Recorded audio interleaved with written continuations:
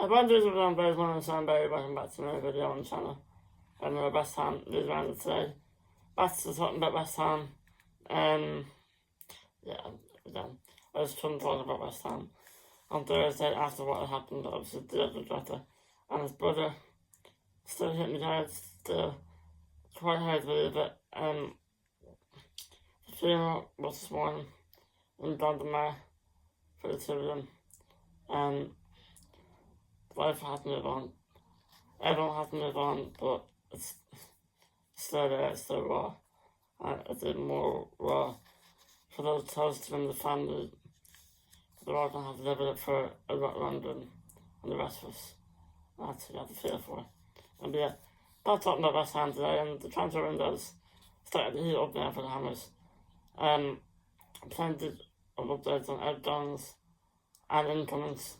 We have quite a bit to get through today, so I'll start with Diouf. This is actually the first time I've spoken about him. So there has been a few updates on him over the last few days. Some good, some bad. So we'll get on to him in a minute. But if you enjoyed the video, make sure you like to subscribe to the channel. If you haven't already, I did do a tribute to the other Jota on Thursday. It's very sad that. So if you want to go check that out, it's on the channel. And yeah, like, subscribe. I had Diouf, bit of a mouthful.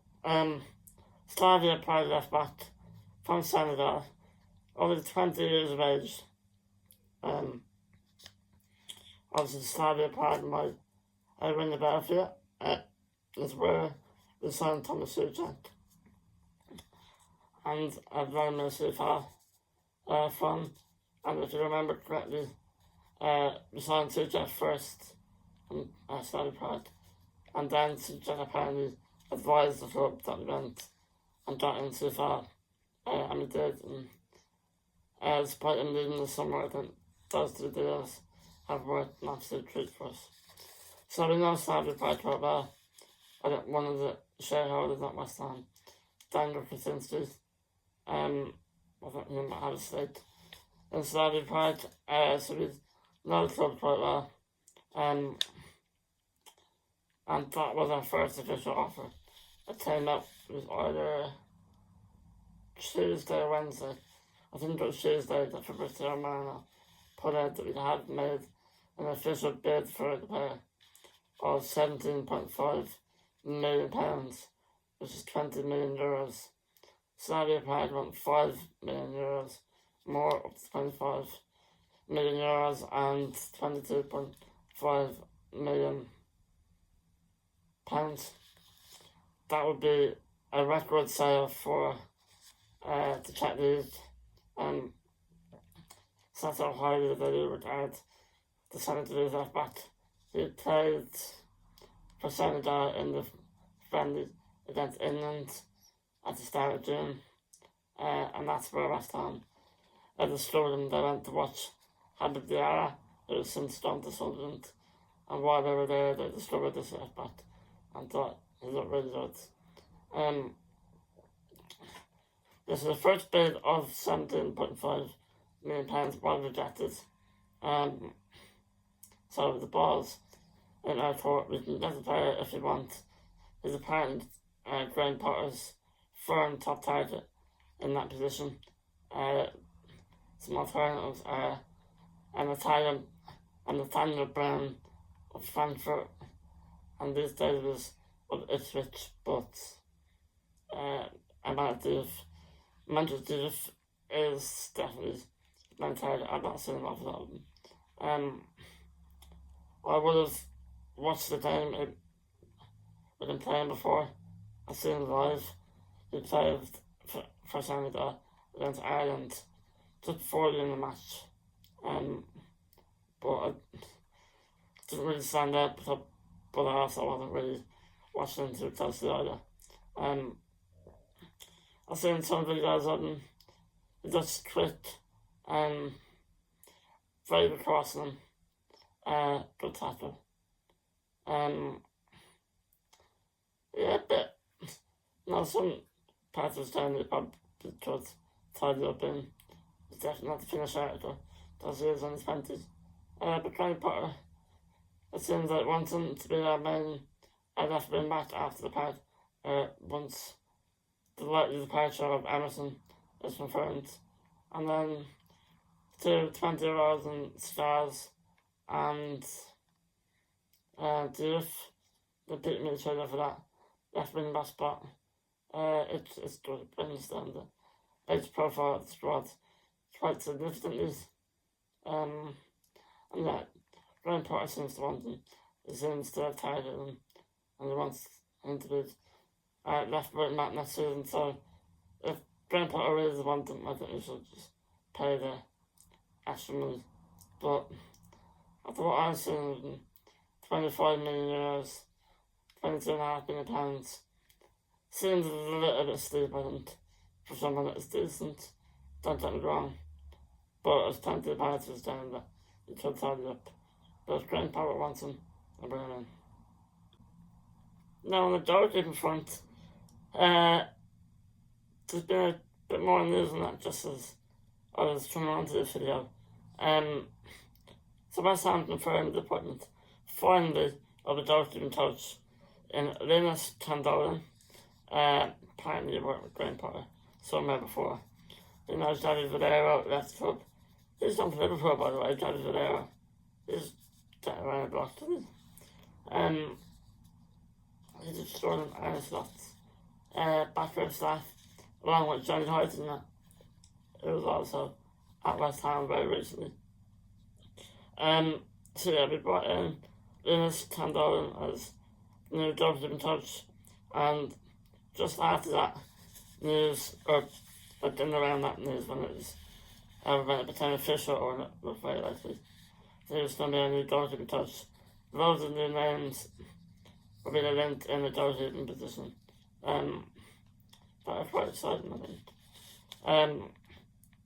The main one before today has been the Leicester City goalkeeper Matt Hermansen. I think this has been a fantastic sign if we can get him. They were into him briefly, but 2 or 3 weeks ago, and not really saying more after that. But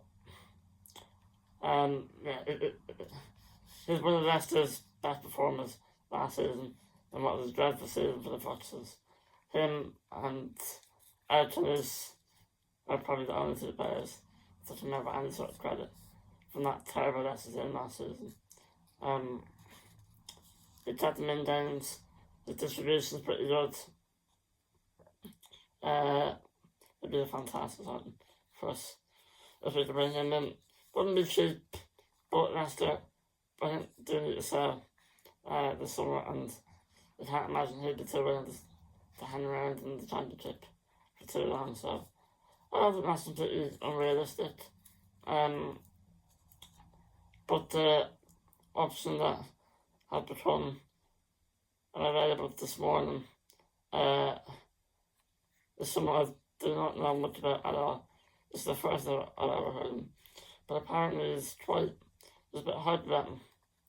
Ex-WHO employees reported at first that we're in advanced talks for Parma goalkeeper Suzuki.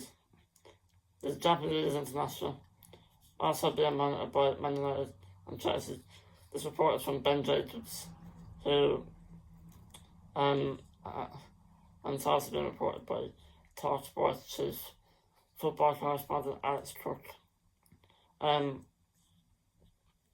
they say the move isn't guaranteed, as Suzuki is leaning towards staying in Parma for 1 more season before moving to the Premier League. Okay, it's an interesting one, this. It's the type of signing I like to see us make. One, sort of future-proofing for the future. Buying a player now and then maybe down the back to Parma for next season, while bringing someone like Hermansen in for a couple of years. Maybe doing someone else. Even maybe worst case scenario, get Ramsdale in on loan maybe. I wouldn't like that at all, but maybe there's just some planning in it. X has reported that we're in advanced talks from Whether that means a buying them down the back, I don't know. But I wouldn't be against it. I've never seen him play before. I don't think so. I couldn't tell you. But he'd be ready to be a Premier League number one yet. But I know there is of the hype about him. So to buy him now, and save him for later, run back to Parma to get first team football, that's not really a good piece of business from us and future proofing. We did that last season with Mohamed Kante, bought him from Paris FC, not PSG, Paris FC. I'm pretty sure they got promoted last season into the bought him, then loaned him back to Paris FC. And he'll be joining up the first players on Monday. Monday, players from the pre-season, which ties into what I'm talking about in a minute. And we did the same thing with Andy Urban too.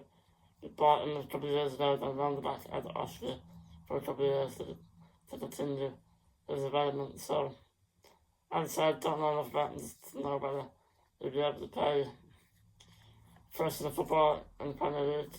But if we did buy him, I'd rather him go back to Parma for a season rather than sitting being our number two.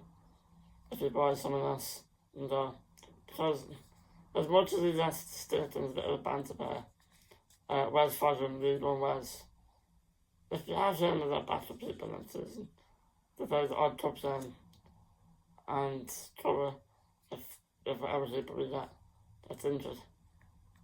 That's alright, it's fine. I'm not in Europe or anything. Having League One Wes as a backup keeper is fine. He's played in the Premier League before, not very successfully, but having him as number two, he don't even need to play in the club the whole time, but he'd be fine as a backup, I think. So yeah, I like that with Suzuki. Good. If you do bring him in, it's good business. And then back out into Parma. The future proofing, getting these players in. It's something to see Man City do that over the years. Buying players and round the back up to the club, to your bottom from. Let them nurture it to grow and develop, and then you have them when they're ready. So yeah, I like it. Now on the outgoing front, with Mohamed Kudus and Nefer start with the former Mohamed Kudus. Spurs obviously still interested. The London Tower Frank wants him, but West Ham are very reluctant to sell. Understandably, I'd much rather hear about the Chelsea and Spurs. But before now, bids from Chelsea looked unlikely, but it's starting to look a little bit more. But as the hours pass, what West Ham want is a bit more. We all know he had £85 million release clause in his contract that doesn't pay out. His performances last season had meant that no one's going to pay that. But what we want is a bit more at the start so we can get as close to that as possible. We're never going to get it, but we can get up to 65-70 million and that's when we'll be happy. But when there's one club involved, you're not going to get that. Not like what we had with Declan Rice when he left when Arsenal and Man City were interested in. Before now it seems like it was only Spurs. So the ball's in their court. They demand that they can pay what they want because they know how badly we need to sell. But now that it sounds like Chelsea might come in from David Sullivan is trying to put what is called a Tottenham tax on the fee that they have to pay for managers. So basically it's something like they have to pay 5 or 10 million more than Chelsea would to get to pay because it's Tottenham. Which is right, you know. I'm not against that at all. Before now we had nowhere to move really. Spurs were the only team in for him and we had to let him go. He wanted to go, we needed the money. So we had to let him go now, but we're in a much better position now that Chelsea sound like they might come in from. Yes, they have bought in Jamie Dittens and Jay Pedro already, but it sounds like Noni Madueke on the right hand side could be down this summer. I've seen reports into Arsenal. It should be a baffling move for me. Why Arsenal want in Bukayo Saka and Eason and Ranieri on that side, and why Man United wanted to get playing second or third choice to one of the best right wingers in the world. I'd be shocked if that happened. But yeah, Man United should be down, so that would leave room on the right hand side for a new player for Chelsea. And we all know Chelsea don't mind spending the money if they see a player that plays their fancy. It's incredible depth Chelsea have. I know rightly so people debate about the amount of players are buying, and apparently don't seem to not much of it. They don't really seem to be as bothered as Chelsea or with Chelsea and Man City for spending money as they would be for Everton, Paris, Aston Villa, Newcastle. I think that is very valid. I don't think they ever punish Chelsea and Man City the same way as they would those other clubs that I mentioned. But just looking at as that front line, just as a squad, as a group of players, if they can keep them happy going into next season, they have a fantastic chance of challenging for the title. There's Jackson and back up top. On the left they have Neto and Jamie Gittins. Through the middle they have Cole Palmer, Arsenal, Joe Pedro, Enzo Fernandez and Pedro Tio. With Madueke on the right, Tyreek George comes through to the right as well. I want to strengthen somewhat. But Neto can play on the right as well. So if they can keep them players happy, there's a great chance next season Chelsea. It could be one to watch out for.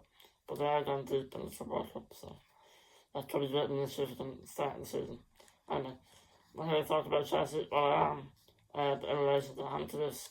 So yeah, she could go Chelsea. They're a bit of a vacancy on the right hand side. I hope they do. And some restaurants asked about them. Asked me about Palmeiras last night at the Football Cup.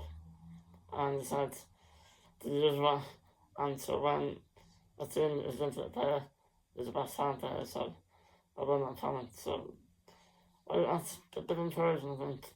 Hope so anyway. Yeah, but I really hope it does though. You don't want to see John Spurs here, you just don't. Although you think to do well Spurs too. Obviously there is a bit of a rivalry with Chelsea, but it doesn't hurt as much as it would them down the Spurs. It's one more thing before I leave you, as I never have been done in the 20 minutes. No. So I'll let you get on with today. Richard Rios, the Palmeiras, Benfica, and Colombia, I think it is. He was a real player. We have, according to some reports in South America, tabled a €25 million bid for him. I've seen bits of him in the Club World Cup. He looks like an absolutely super footballer. Just in the middle of the park. Tall, skillful, athletic. I think if you have to ask me now, one player who's going to buy this summer, it would be Richard Rios. He looks an absolute world beater in the field. And apparently they want him. They're putting a bid for him according to reports in South America and Italy. That would definitely the same sort of excitement levels as I had when we bought Kudus and Potato. It's up there. That would be a fantastic sign. But yet to hear, and all we've heard from West Ham sources is that we're interested in, but no, an official bid for the West Ham side of things. Although we have heard it from the South American side of things. Yes, that's about it today, guys. Sorry for going so long, and thank you very much for watching. Don't subscribe for more comments. If you have any thoughts on any of the players, I'll see you soon. Bye.